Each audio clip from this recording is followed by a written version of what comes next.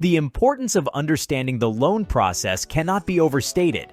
It's not just about signing on the dotted line. It's about knowing the long-term implications, the nuances of interest rates, and the fine print that could determine your financial future.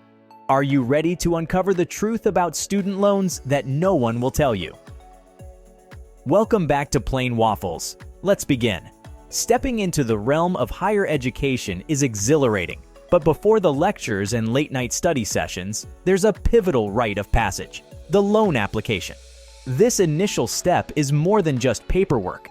It's the gateway to your academic aspirations. But how often do we pause to truly grasp its gravity? The loan agreement isn't just a document. It's a commitment, a promise that intertwines your educational journey with your financial future. Each clause, each term holds significance. It's not merely about the amount you borrow, but the conditions under which you promise to return it. But here's where many falter: the intricacies of interest rates. These aren't just percentages. They're the silent architects of your financial landscape, shaping the contours of your repayments. Alongside, the repayment terms, often glanced over, are pivotal. They dictate the rhythm of your financial life post-graduation, influencing decisions from career choices to life milestones. In essence, the application phase is more than a formality. It's the foundation of your academic journey, demanding attention, understanding, and foresight. So, as you embark on this path, remember, knowledge is power, and understanding your loan is the first step towards a brighter, informed future. The journey of student loans takes a transformative turn during the disbursement phase. But what does this truly entail? It's not just a transaction, it's a meticulously orchestrated dance between institutions, ensuring your dreams remain within reach. Once your loan is approved, the magic begins. Loan providers don't hand you a check. Instead, they liaise directly with your educational institution, ensuring a seamless transfer of funds.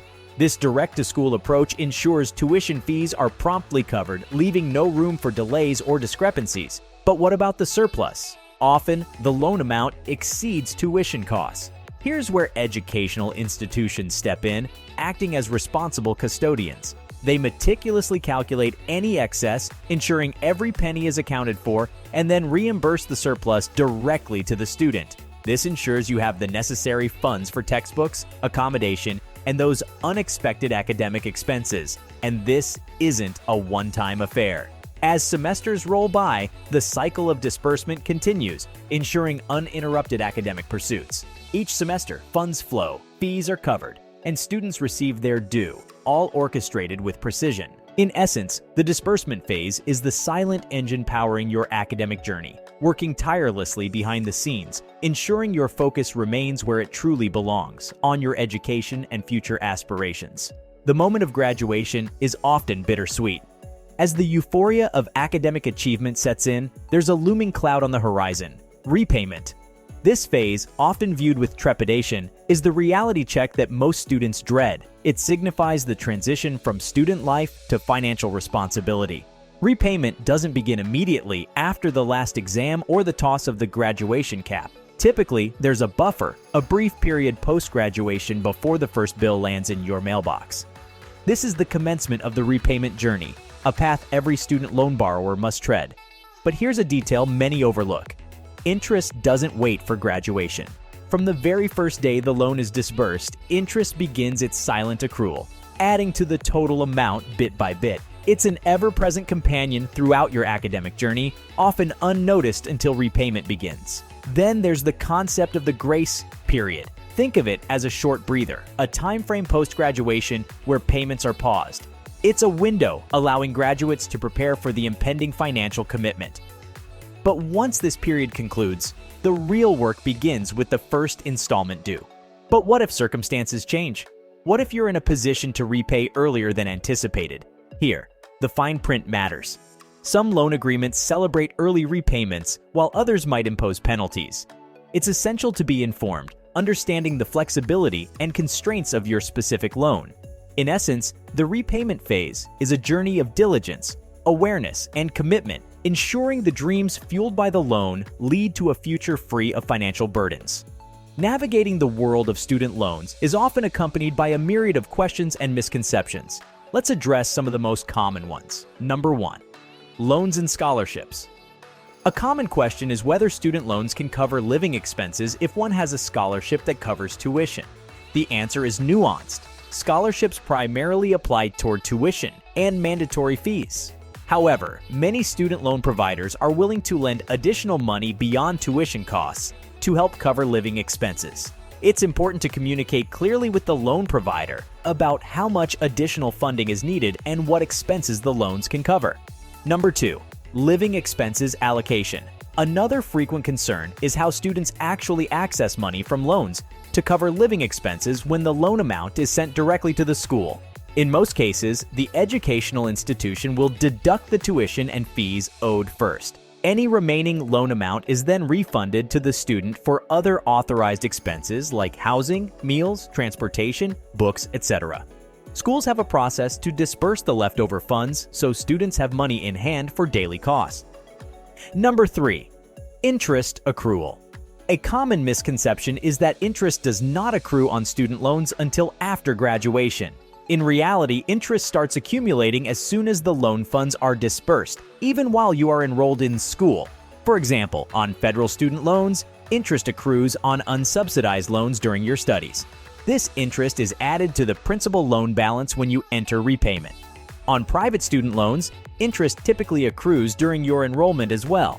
Depending on the lender, you may have the option to make interest payments while in school to reduce the overall costs. But if unpaid, it capitalizes when repayment begins. This compounding effect leads to higher total loan costs over time. Understanding interest accrual can help borrowers make informed repayment decisions. Number 4. Undergraduate loan availability. Many believe only graduate students get student loans, but aid is also available for undergraduates demonstrating financial need. Options may be more limited compared to graduate professional school loans, but eligible undergrads can obtain federal direct loans up to the annual limits, especially with a creditworthy cosigner. Federal loan types like Stafford & Perkins loans are available to undergrads. Private lenders also offer undergraduate student loans, though terms vary. Checking federal aid eligibility first is advisable. Then private loans can fill any remaining gaps. While interest rates may be higher for private undergraduate loans, they can provide access to funding not covered by other aid. Number 5. Master's versus bachelor's loans. Loan options differ based on the degree program. Graduate professional school students have higher federal direct loan limits and also qualify for federal Grad Plus loans. Private lenders also offer graduate school-specific student loans. This expanded eligibility acknowledges the higher cost of advanced degrees. For bachelor's degrees, federal direct loan limits are lower, and private undergraduate loans have different terms versus graduate loans. Interest rates and fees both tend to be lower for undergraduate borrowing. Repayment options also diverge. Undergrad federal loans offer extended repayment plans, while graduate plans are 10 years or income-driven. Knowing these nuances helps inform wise borrowing choices for each degree level. As we draw the curtains on this enlightening journey through the maze of student loans, one thing stands clear. Knowledge is not just power. It's your compass in the vast sea of financial decisions. Every step, every signature, every installment has implications, and being informed is your best defense against unforeseen challenges. Together, let's demystify the world of finance and stride confidently into our futures. Until next time, stay informed and stay inspired.